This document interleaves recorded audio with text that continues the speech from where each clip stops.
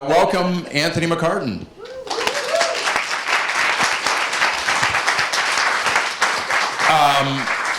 Show of hands, everybody here has seen The Two Popes or will see it? Oh, good. Darkest Hour? Bohemian Rhapsody? Oh, my people, Wow. my people. Theory of Everything? Oh, that's very good. Oh, wow, this is great. I'm going to say a line of dialogue, and you tell me what the other line of dialogue is. The uncredited rewrites on Avengers. No, I'm kidding. Anthony, great to see you. Great to be here. I want to ask you about playwriting. We're at a film festival, but you are also a very good playwright.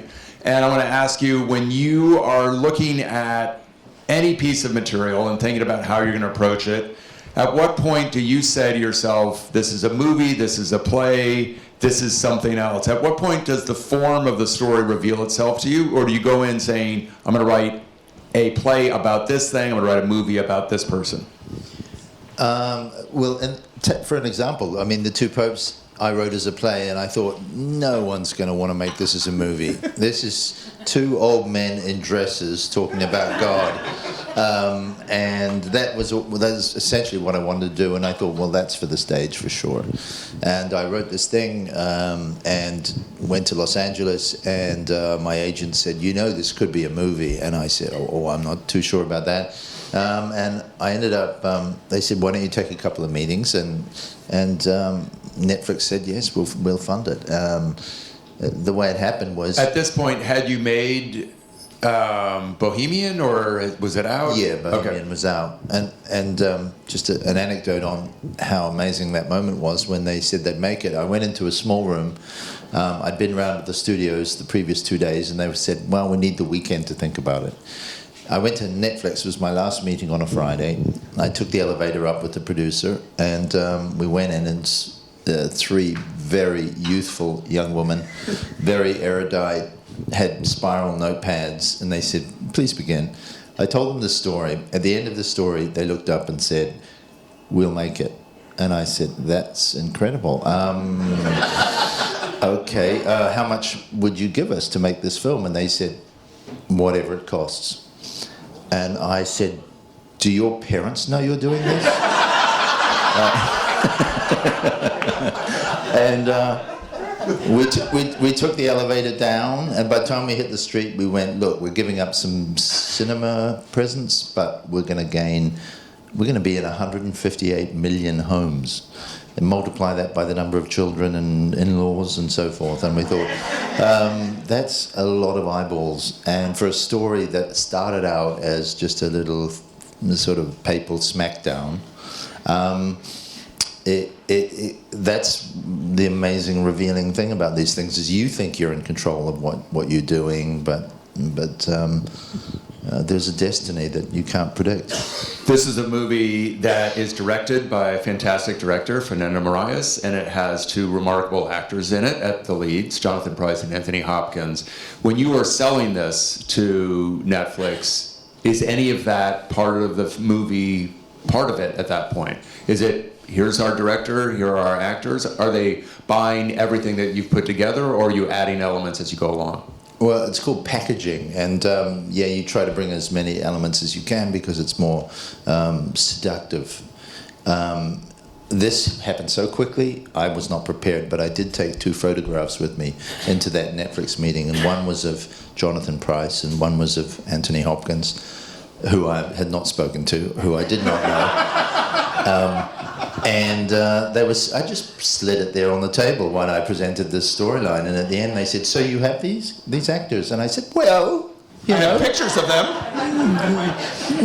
Not yet, but I don't see a problem. We're gonna get Sir Anthony Hopkins, and we're gonna get Jonathan Pryce. And this never happens, but we got them both. Yeah. When you are making a film like that, and you have not only great actors, but also a visionary director, what are the conversations that you're having up to and during photography of the film? What are the things that you are listening to? What are the changes that you're making based on what the actors want, what Fernando wants? Because a playwright has more or less complete control over his or her play based on the contract of the Dramatists Guild. Writers Guild protections aren't as strong, but you're also in conversation with your collaborators. What were the conversations on Two Popes about, and how did the finished film vary from what you had written at the beginning? Well, normally, you know, a screenplay is quite a fluid thing, and you have to adapt to meet the changing needs of the production, which might be practical, which might mean you can't get this location. We're going to have to cut that scene. We're going to have to put that information in another scene. It's all that kind of thing. But this was quite unique, and it has to do with Sir Anthony Hopkins, who his method is so meticulous that 5 months before we started filming, he emailed the producers and director and said, I know you guys want to mess around with this, you guys always do, but I'm asking you not to change a word 5 months out, because at my age, I'm going to learn this once. And I'm going to learn every word, and this is the way I do it. And I will not only learn every word, I will learn how to say every word 10 different ways. And once it goes in there, it'll be locked in there. So please don't change anything. And everyone, oh gee, I guess we'll have to freeze the script. And that's more or less what happened. There was some improvisation on the set within scenes, small amounts. I didn't know that Tony Hopkins, before he was an actor, was training to be a concert pianist. So when you see him playing in the movie, he's playing the piano, and he actually, to sneak one of his own compositions into the movie, he said, he said, oh, this is a German classic, and plays it, and he says, Suite of Wiedersehen, it's called. And I Googled it afterwards, and I'm going, that's a beautiful tune. And I couldn't find it anywhere. And I finally found out that he'd been dying for years to sneak this into a movie. Wow. I want to tell you a story about Googling something, because I went to one of your films, Darkest Hour, and there's a scene in this film. I go, wow, I thought I knew British history not well, but I knew the story okay. And I Googled it, and it didn't turn up. So let's look at the scene from Darkest Hour that I Googled and couldn't find. Oh, no. Thank you, Mr. Baker. So how are you all bearing up? Good spirits? Yes. Just as well. We shall need them. Now, let me ask you something that's been weighing on my mind. Perhaps you can provide me with an answer. You, the British people, what is your mood? Is it confident? Confident? How confident? Very. Some people say it's a lost cause. Lost causes are the only ones worth fighting for. Too right. Yes, now let me ask you this. If the worst came to pass, and the enemy were to appear on those streets above, what would you do? Fight. Fight the fascists. Fight them with anything we can lay our hands on. Broom handles if we must. Street by street. They'll never take Piccadilly. Never take Piccadilly, indeed. And what if I put it to you all that we might, if we ask nicely, get very favourable terms from Mr. Hitler if we enter into a peace deal with him right now? What would you say to that? Never. Never.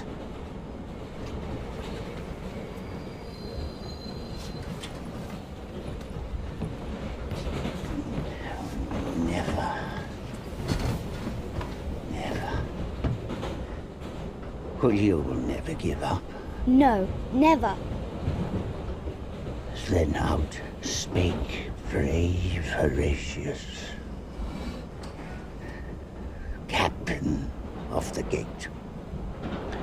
To every man upon this earth death cometh soon or late.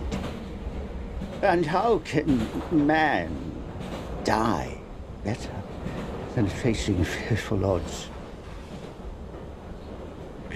For the ashes of his fathers and the temples of his gods.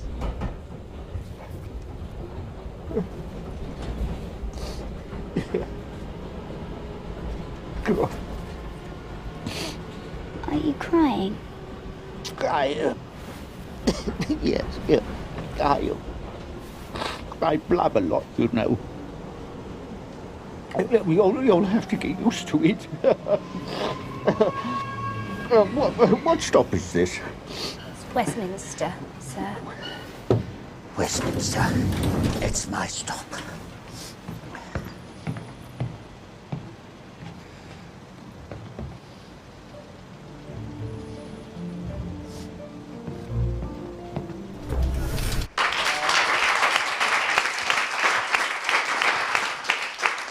I remember when I saw the film and I asked you about it, you had this great line, which was, "We don't know that it didn't happen." And it reminded me of something I've told other people about. The director, Danny Boyle, was making a movie called 127 Hours, and he was working with the author of the book who had cut off his arm in a rock climbing accident. And there was a fight about, like, you know, should I... the author, Aaron Walshman, was like, I didn't pull in the car park that way, I did this. And they got in these long fights, and Danny said, listen, just because something isn't factual doesn't mean it's not true. That the truth of the story is what we're trying to get at, not the details of what did and did not specifically happen. I want to ask about that idea in this invented scene, about the truth that you're trying to get at, and how you approach screenwriting, because Two Popes is an even better example of that idea of creative liberties to get at something that is true. Yeah, this is a long and complex answer, and there is no real protocol that's ever been established about how faithful you need to be to historical fact.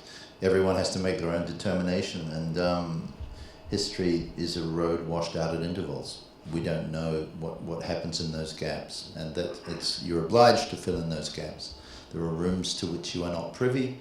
There are conversations which no one knows the substance of. So you are, in the end, it's a painting, not a photograph. It's something that I have to, whenever I'm doing a movie about someone who's alive, first conversation I have with them is along these lines. You have to look at me as if I'm a 17th century oil painter who you've commissioned to come in and do your painting. You can't tell me what to do with every brushstroke. That's up to me. You'll have to trust me. And at this point in my career, people can more or less see that my motive is to celebrate. I come to praise Caesar. I'm not interested in takedowns. So I built up a certain amount of credibility in terms of my portraiture, if you like. Excuse me if that sounds pretentious, but it is an impression in the final analysis. I'll tell you a little story. Picasso was asked to paint Gertrude Stein's painting, and Miss Stein was a tough subject. She wanted verisimilitude, she wanted something very lifelike, but you don't ask Picasso for that. But anyway, he toiled away, and eventually she was disciplined and didn't look at the canvas, and finally he said, I'm done, put down his brush, and she said, may I look now? And she came around the other side of the easel, and she was horrified by what she saw, and she said, Pablo, I don't look anything like that. To which he replied, no, but you will.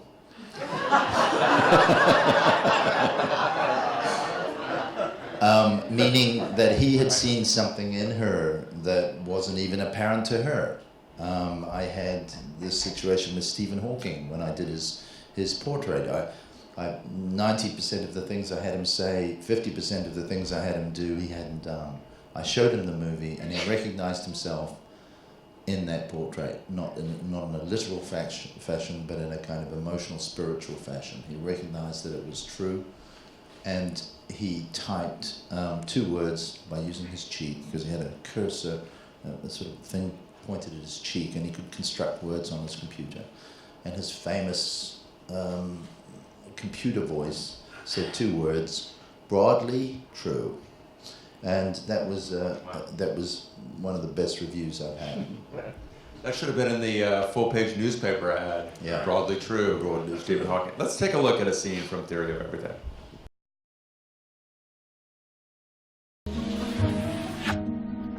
star, more than 3 times the size of our sun, ought to end its life how? With a collapse.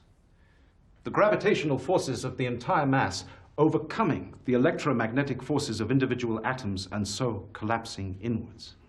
If the star is massive enough, it will continue this collapse, creating a black hole, where the warping of space-time is so great that nothing can escape, not even light. It gets smaller, smaller. The star, in fact, gets denser as atoms, even subatomic particles, get literally crushed into smaller and smaller space. And at its end point, what are we left with? A space-time singularity. Space and time come to a stop.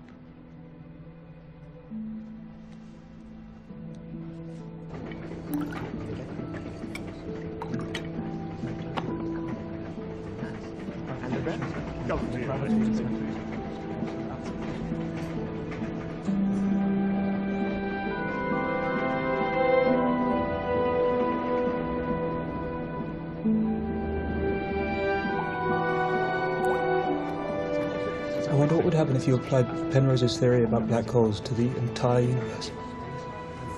If Einstein is right, if general relativity is correct, then the universe is expanding, yes? Yes. Okay, so if you reverse time, then the universe is getting smaller. All right. So, what if I reverse the process all the way back to see what happened at the beginning of time itself? At the beginning of time itself? Yes. So the universe getting smaller and smaller, getting denser and denser, hotter and hotter You as we... mean wind back the clock? Exactly, wind back the clock. Wind back the clock. Is that what you're doing? You're winding back the clock? That is what I'm doing. Well, keep winding. And you've got quite a long way to go. Keep winding. I don't want to fall in. Well, you've got to go back to the beginning of time. You've got a long way to go. Well, keep winding. Keep winding. Until you get... a singularity. A space-time singularity. So the universe born from a black hole exploding. Keep going. What do you mean keep going? What? Before the universe began? No. Keep going, develop the mathematics. There's so much going on in that scene that we saw. And like millions of people with the best-selling book, Brief History of Time, I made it to page 12. But you're having to explain not only the concept of the math and the science behind the story, but you have to figure out a visual way, because the scene is basically Stephen Hawking figures something out, right? Yeah. And you have to make that dramatic. So when you are writing specifically about milk going into the coffee and about them dancing in a circle? And does that visual idea present itself as you're trying to sort out the math of how you're going to work this? What is the process of writing action that explains character and thought? I thought all that out and had to come up with visual ways to tell that story, emotional ways, find metaphors, analogues for the science.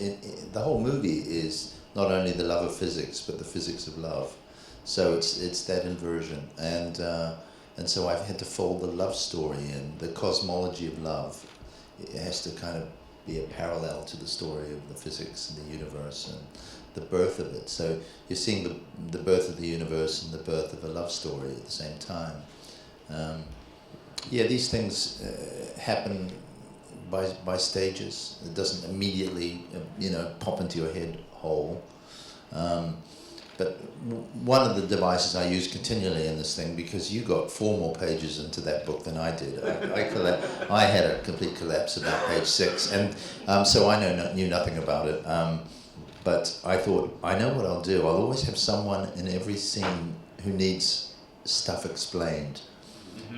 So you have Jane Hawking, who goes, I don't know anything about this. I'm doing literature, so tell me. And so he has to explain it. And there's another scene where he tries to show the difference between Einstein relativity and quantum mechanics with a pea and a potato at a dinner table.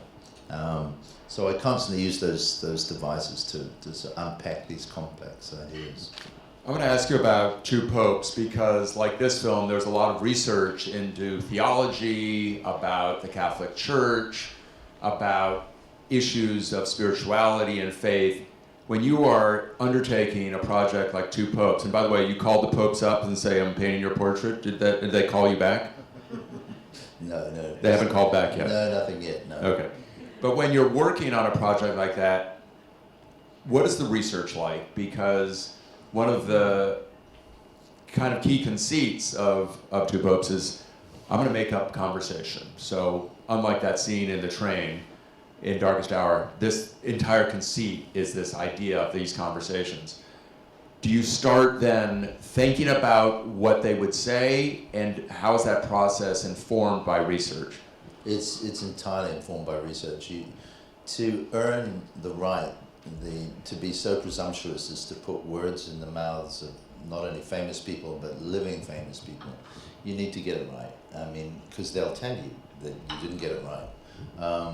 So it starts with research, and so in the case of Benedict, he was a German academic. Most of the information I needed was available in German newspapers, so I had them translated out of German. Not much was available in English. And his opinions became clear to me. His backstory, the fact that he was the son of a policeman, and rules became paramount in his life. The protection of rules.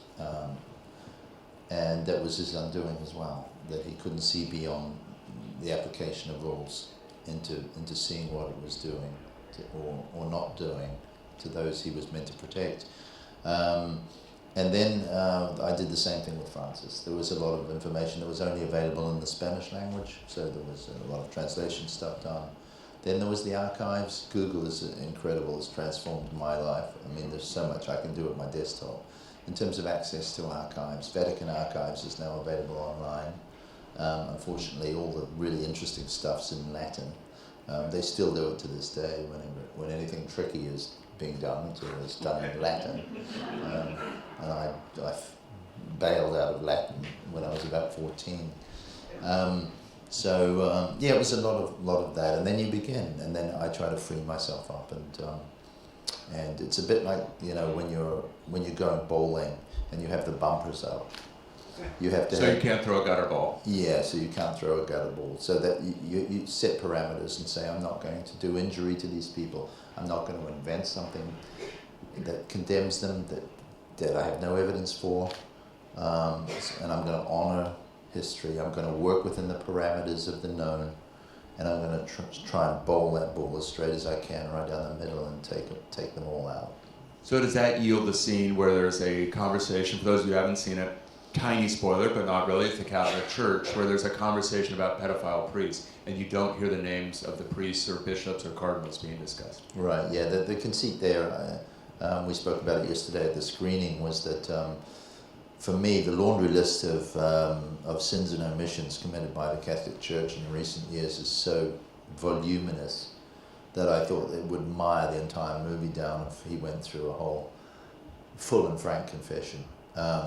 So I created an empty space in which you could put your own anger and rage and insert whatever you thought was the most pressing crime. What was necessary to show was a man who was admitting of his failings and sins. You also are working in a visual medium, that you are writing dialogue, but you're making a movie, and there are some visual cues in this film, specifically that talk about walls. And there's a scene of flying over some walls, but the very first encounter between the popes is about passing through walls. There are lots of doors. How much of that is written into the script? How much is Fernando interested in making sure that there's visual images outside of the Vatican of walls around the world? How do those conversations evolve, and how much do you give him, and how much is he suggesting back to you? Well, I take the first step towards some of those things, and then he runs with them. So, you know, I had the idea of the Vatican walls and the labyrinths. You see them walk through a maze when they're deep in their theological conversation. And then he said, "Oh, I know a wall," and he went down to South America, and they got drone shots of walls and stuff. And he was very powerfully exercised about the idea that the world today has to be about bridges, not walls. And he found graffiti saying bridges, not walls, and so forth. And you see his use of music, that as the camera pushes in on those walls, that you get a crescendo of music, so it becomes very emotional. So his storytelling was critical to that. I want to ask you about working with actors as well. I mean, we saw Gary Oldman, we've seen Jonathan Pryce and Anthony Hopkins, you saw Eddie Redmayne, we're going to see Rami Malek in a little bit.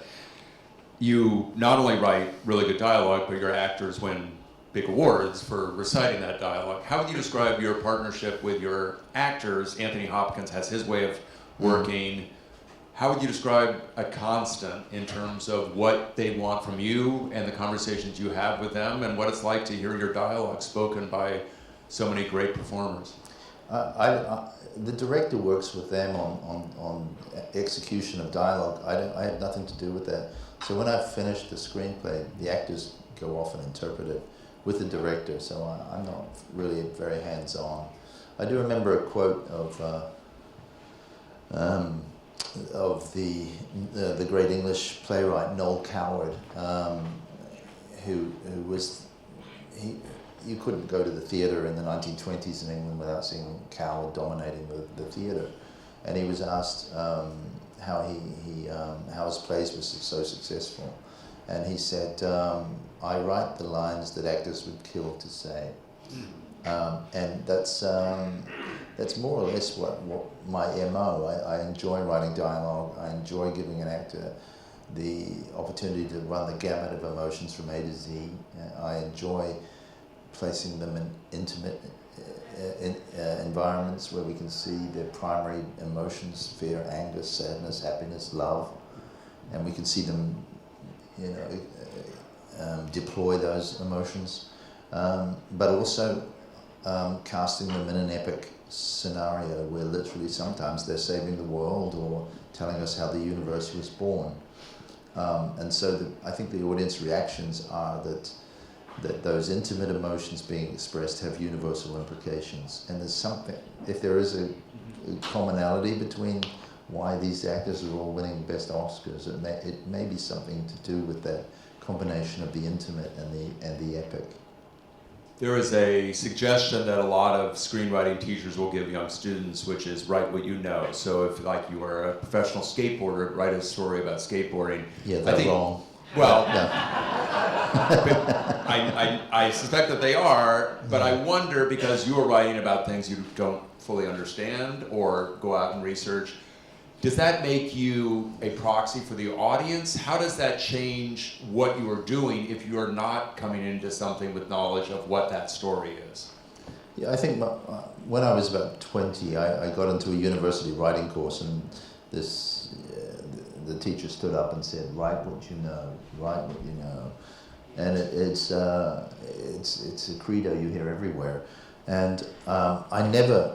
Well, I was alarmed at first because the only thing I know is one cocktail isn't enough and three's too many, and I thought, oh shit, perhaps I better switch to pol sci, and learn something before I embark on this thing. But what I found, to my great relief, was that you don't need to know anything, but you do need to be curious, and you need to want to learn. And so I embark on everything from a position of ignorance and emerge in a state of slightly reduced ignorance. I'm not an expert on anything. These Q&As terrify me, that someone's going to ask me a very simple question and I have no idea what the answer is. So I don't pretend for a second to be an expert on any of the subjects I've dealt with. But I follow my curiosity, and I occasionally do master classes with young writers, and I try to. One thing I'm able to say to them, which seems to console them, is that you don't even need to be talented to do what I do. Because when I started, I wasn't talented and I didn't know anything. If I can do it, you can too. And the name of my masterclass is Make Yourself Talented. And it's not just trying to turn a pretty phrase. The essence of the idea is that we are not born with a gift of a limited amount of talent or genius. We can do whatever we're born with. We can double it, we can triple it, we can quadruple it if you want to, and that goes for talent as well. When you are thinking about the stories that you want to tell, and you might reference what you're doing in the theater upcoming, what does the story need to have to make you interested in telling it? It's funny. It's usually the penny has to drop. Someone gave me Isaacson's. No, that's not his correct name. But anyway, he'd done the biography of Einstein, and I read it, and I didn't feel a click. I thought, I don't know how to tell that amazing story of that amazing life. It's funny, when I did Stephen Hawking, I was reading it, I thought, this is an incredible character.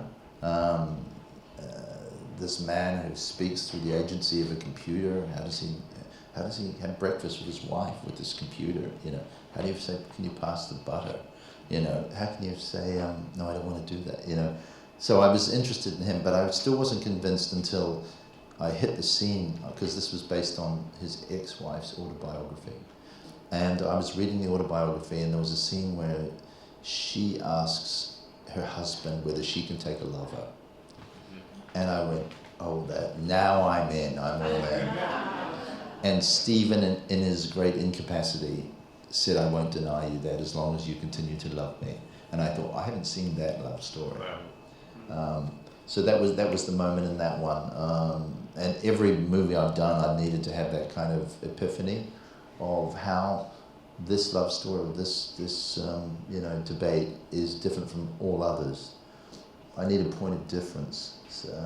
And then when I have that, I'm pretty certain that my ignorance and lack of talent notwithstanding, I can make something interesting out of this. And what about the play you're working on now? Can you talk about that? Which one? I've got a couple, yeah. Gates and Buffett. Oh, yeah. I'm working on a play about how, the friendship between Warren Buffett and Bill Gates. They have a shared love of bridge, and during the course of 10 years, they built a friendship which culminated in Warren one day over a game of cards giving 95% of his wealth to his buddy, which is the greatest personal fortune, in history. So it's the biggest act of philanthropy. Good morning, ladies and gentlemen.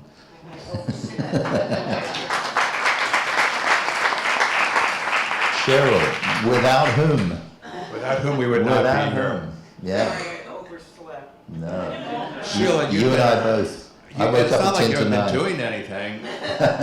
Sheila was out dancing in the stables last night till 2 in the morning. Okay, Yeah. we won't get into the specifics, but it was a fun night. So I was, so I've been buried in trying to learn about the life of what it's like to be incredibly rich. It's something of which I'm unfortunately ignorant. And I was showing, we had the premiere in Colorado at a festival called Telluride. And I'm sitting there with my film director, and Bill Gates walks in and sits at the next table. And I go, oh shit, Fernando, I've just been in that guy's head for a year and talking about his love life and, fosking through his bottom drawer and what do you think I should do? And he grabbed me by the shoulders with Latin passion and said, if you do not take this opportunity, you will regret it for the rest of your life. You have to tell him what you've done. And so Bill Gates doesn't know you're working on this play about his life. No, I only asked for forgiveness, never permission. So I went over and I said, I'll have 2 Casamigos, please. So I had 2 shots of tequila, and then went and sat at Bill's table where he was opining on education in North America. And he kept glancing at me like I was some stalker. And he had there was a woman who was his associate, and she tapped me on the shoulder and said, "And you are?" And I said, "Oh, I'm this guy, and I've done this and this and this, and I've been doing stuff with Bill's life, and I want to turn it into a thing, and it's about his marriage, and it's about Melinda and Warren and all." And she was going, oh my gosh. Let me introduce you when he finishes speaking. So Bill finished speaking about education in America, and she said way too loudly, Bill, I'd like to introduce you to Anthony McCarten. He's written a book, a non-fiction book, and a stage play about you and Warren Buffett and Melinda. And Bill looked at me with dread and horror. But not for long, because he said, I said, look, I come to praise Caesar. I'm in awe of what you guys are doing with the Giving Pledge, blah, blah, blah. And he said, what are you going to do with the play? And I said, well, we're going to open it, hopefully in the West End in London. And he paused and said, why not Broadway?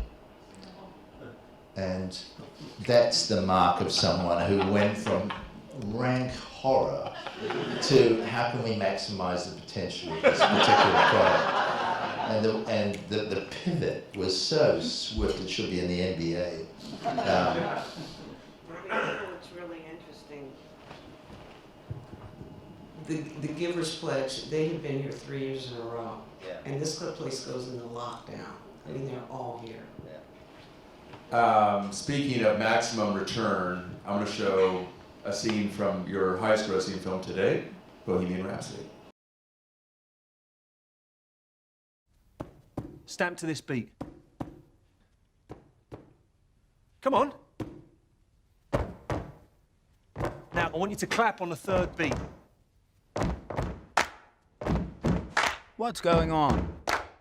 You know if you're on time? I want to give the audience a song that they can perform. So what can they do?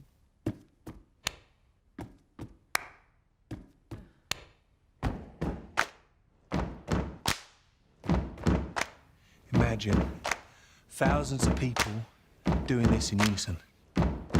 Huh? Well, What's the lyric?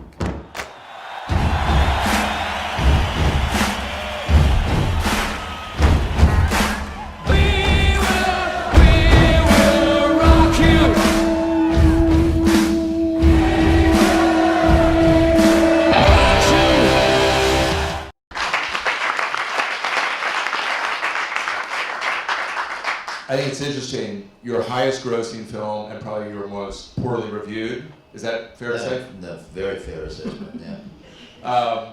What is the satisfaction you take out of the returns, even if the critics were a little harsh on it? No, I took a very impure satisfaction in the fact that we proved the critics wrong. They were by far the worst reviews of my life. I don't know, they got on this movie and they wouldn't let it go. It was terrible. I mean, they reviewed it, like give it 1 star out of 5, and then kept reviewing it. Like, again and again, and still 1 star out of 5. Just, no, you did that already. You hate it, we got it, you know?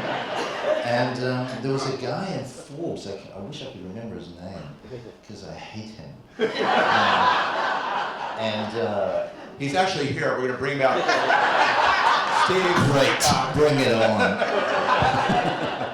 No, but what did he say? He reviewed it about 6 times, and in the end, in a moment of candor, which I have to give him some credit for, he addressed his final review to his fellow critics, and he said, friends, colleagues, as much as we like to think we could kill a film, in this instance we have failed.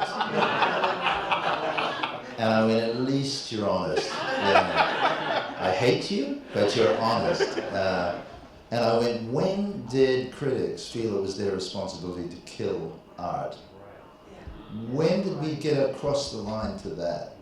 And I thought, oh my God, it's just one of the other areas in our lives right now where red lines are being ignored, you know. It's grossly unfair. Who are they to do that? And they have way too much power. And so when you asked me, was it satisfying to see this film become the most successful drama of all time ever filmed? Oh, you bet. Let me defend critics for a little bit. They might have... No, this is about me today, okay? You guys get enough oxygen, believe me.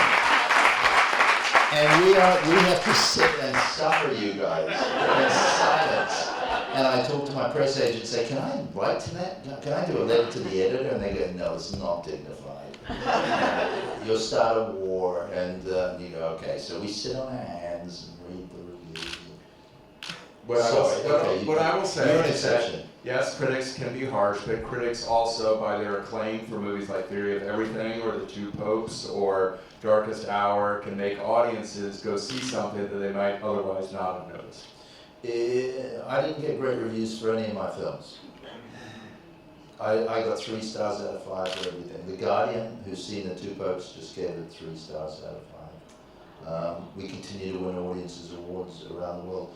I have to think that there's some disconnect between what critics want to see, which is edgy and dark, and what my MO is, which is to praise Caesar. So, and there's nothing I'm going to do about that because I'm not going dark. So let's just concede that.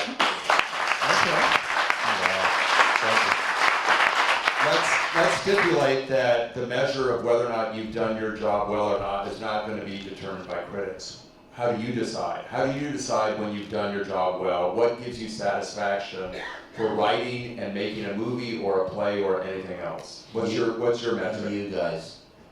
I was standing out there having cups of tea, and people with real sincerity saying how much that movie touched them. And you know you're in the right place when people are giving you that feeling back. I had one guy came up to me a couple of days ago, an Italian guy, and he said, you know, with this movie you have saved the Catholic Church. And I go, okay, I don't believe I have, but thank you for that. Another guy came up with his wife and he said, very powerful man, CEO of an entertainment company, and he said, thank you for this film, it's changed my life. And I said, well, if it's true, that's amazing. Could you tell me how it will change your life? He said, that's personal between my wife and I, but thank you for the film. And that's better than the Forbes reviews or anything like that, I'm going to ask you one more question. We have a couple minutes for questions from the audience. You talked about how Two Popes was able to be made by Netflix. Bohemian Rhapsody was made by Fox, which is now part of Disney. I don't see Disney making that movie in the future. How excited / terrified are you about the new opportunities to make movies at companies like Netflix and the terror that a company like Disney is only going to be making certain kinds of films? As a filmmaker yourself, are you excited about the prospects, or what are your concerns? Yeah, I think filmmakers are the first order of flooding to places like Netflix because they're saying yes, and they're saying yes without strings attached, and they're giving you not only the budget you want, but another 20 million on top. I won't tell you the budget of this movie, but it was 20 million on top of what we possibly would have got anywhere else. So of course we're going to go to them and say, damn, the studios want to be in this game of doing smart movies for grown-ups. They're going to have to then make less superhero movies, or they're going to have, like they used to, they're going to have these extra little companies on the side that are doing quality films. If they want to be in that game. Other than that, it's like, as Scorsese said, for which he's been condemned, that the movie studios are now just theme parks. And I don't entirely agree with him. I don't think a superhero movie is any less qualifying with the title of cinema than anything else, but it's so dominant now that we have to wait till October to see a movie. You know the feeling. There's this huge watershed, the awards period, and the rest of the year it's nothing to watch. Certainly that's how I feel, except you can watch TV and streaming and stuff. So I sense that if the big studios at Disney, if the conglomerates want to stay in the game of smart movies for adults, then they'll have to match the verve and the get up and go of Netflix and Amazon. We'll see what happens. We have time for maybe 3 or 4 audience questions. Anybody have a question for Anthony in the way back? Why don't you stand up if you can speak loudly? I'll speak loudly. Thank you very much. I've enjoyed all of your films. Netflix has a documentary about Bill Gates, and it was incredible to see what an unbelievable humanitarian he is. But the most important question is, when you were talking to him about your play, did he He did ask. And I said, we haven't cast it yet. And I said, we've approached Tom Hanks to play Warren. And he went, oh, Warren's going to love that. Nothing about him. No, not yet. Not yet. No. You and I were talking about Jesse Eisenberg. I thought, given the age, That's a good call, maybe too young. Yeah. Like Mark Zuckerberg. Yeah. Does Bill get casting approval? No. Yeah, of course not. Over here. Yes. How you doing, Mr. McCarten? Thank you very much for your work, and it's really inspiring. Thank you for being here today. I'd like to ask a pretty simple question. What is your favorite film, and what is your favorite screenplay? If you could tell us, I'm interested in. Because sometimes they're the same, sometimes they aren't. So I was just wondering if your opinion on that. Often your favorite anything happened to you when you were a teenager.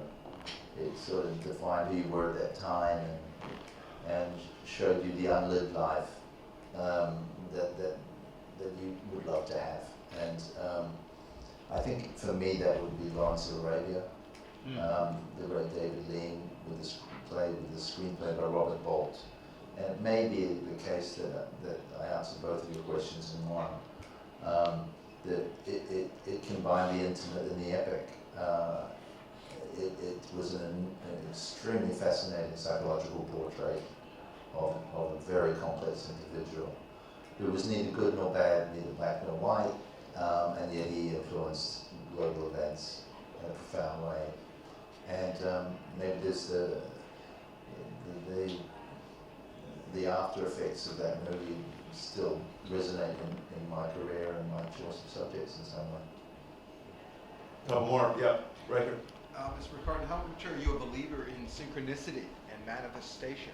It seems like that's part of what you do. Yeah, you have to stay open in every area of your life and try not to second guess anything going in. And you know, I was born in a small town in New Zealand, bottom of the world, next stop Antarctica, watching Lawrence of Arabia and watching these huge worlds, and I'm hanging out with Bono now. Yeah, how cool is that? You know, Bono.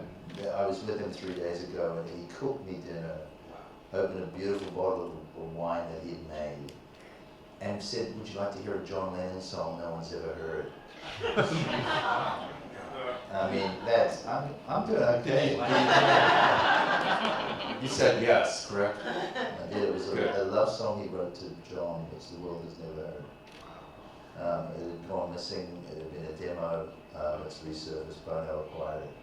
He called Paul and said, "You won't believe what I've got here. It's called Now and Then." You're filming this. I'm not sure I should be. I can't tell you any of this. Anyway, he played it. It's a gorgeous song. When they were really split up and their relationship was at its worst, he wrote a song called "I Think of You Now and Then." And Bono played it for Paul. Paul said he'll finish the song, so Paul's going to finish this song, produce it, and all proceeds going to charity. There was a couple more questions, maybe right back, yes. So, I'm a writer myself. Last year I wrote a rough draft of a screenplay, like really rough draft, but it was adapted into a stage play by a nonprofit organization. So I wanted to ask you, when you start writing a story, what's the most important thing to you? Knowing your ending. It took me a while to learn that lesson for myself, and it's the only way. I need a kind of lighthouse of the ending to know how to navigate. Otherwise, I hit the rocks. And it also it instructs you. If you know what your ending is, it instructs you what the preceding storyline has to be. So if the ending of your story is about a farmhouse pig that wins the 100 meters at the Olympics, at some point during the movie, around about half time, it has to look quite impossible that this pig is going to win the Olympics, and then create tensions and so forth. And you misdirect the audience artfully, so that you set up the preconditions whereby that ending that you thought up first is the perfect ending, because you knew it, you planned it that way. Let me tell you a limerick, which is a good example of this. There was a young man from Hibernia who rhymed himself into a hernia. He became quite adept at rhyming, except for the occasional anticlimax.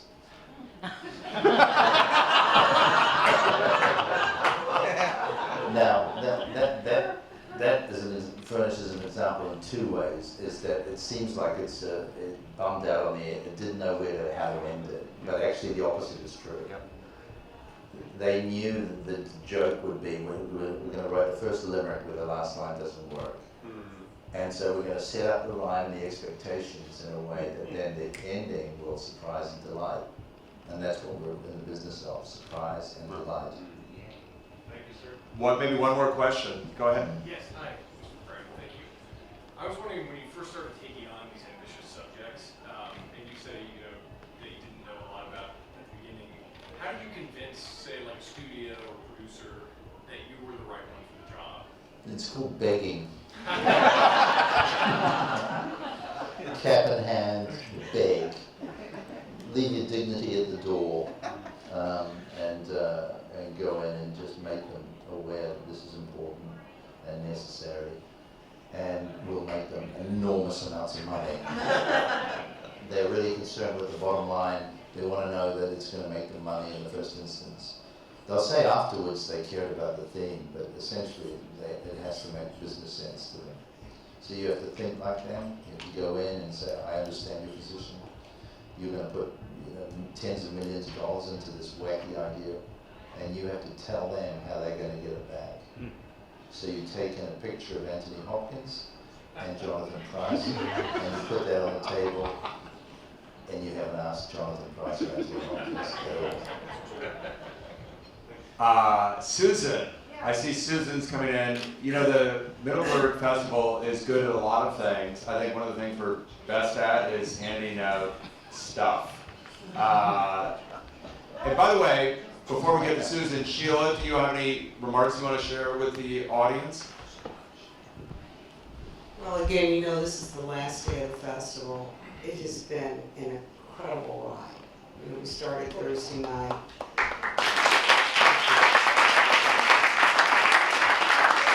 I think we've had the best lineup of films, even though this guy comes almost. This is your second year, right? And you better come back again. It is such an honor. I hope you like this little part of the world. Oh, it's the best. You have the best film festival in the world by now. Maybe you gotta say that in the microphone. The best film festival in the world by now. Forget Venice. Venice, Cannes, leave it out. I want to thank you both. John, I've gotten to know you over the years.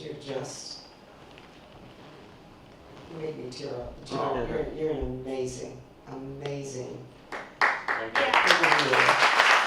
can't thank you enough for really sticking by us. He's been with us from the very beginning. I know he is, yeah. Yeah, it's just been amazing.